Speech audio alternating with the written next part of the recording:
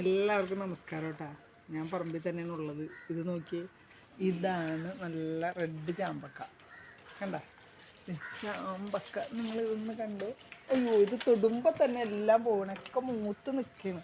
ഇത് കണ്ട, താഴ്ത്ത് മുഴുവൻ വീണ് കിടക്കുകയാണ് ചാമ്പക്ക. ഇതുപോലെയുള്ള ഫ്രൂട്ട്സൊക്കെ നമ്മുടെ വീടുകളിലും പറമ്പിലും ഒക്കെ ഉണ്ടാകും.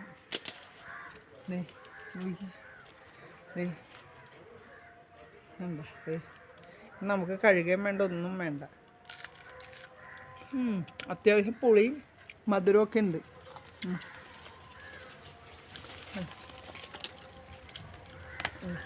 ഇഷ്ടം പോലെ ഉണ്ടായിട്ടുണ്ട് കേട്ടോ.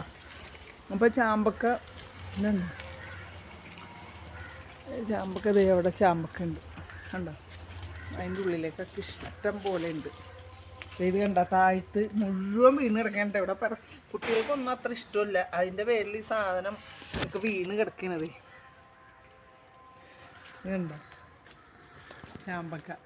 അപ്പോൾ ഇതിപ്പോൾ ഫ്രൂട്ട്സ് ഒക്കെ വിൽക്കണ നമ്മുടെ നേഴ്സറികളിൽ ഉണ്ടാവും. എല്ലാവരും ഇതൊക്കെ മേടിച്ച് നട്ട് കഴിഞ്ഞാൽ നമുക്ക് രസമാണ്. ചാമ്പക്ക അത്യാവശ്യം വൈനൊക്കെ ഉണ്ടാക്കാം, നല്ലതാണ്. പിന്നെ നമ്മൾ വെറുതെ ചുമ്മാ ഇപ്പോൾ വേനലവധി ആകുമ്പോൾ കുട്ടികൾക്കൊക്കെ ഇപ്പോൾ അവധി ആയി കഴിഞ്ഞാൽ ഇതൊക്കെ തീർന്നോളും. വെക്കേഷൻ ടൈം ആകുമ്പോൾ കാരണം കുട്ടികളെല്ലാവരും ഇതുമ്പോൾ കയറുകയും പറിക്കുകയൊക്കെ ചെയ്യും.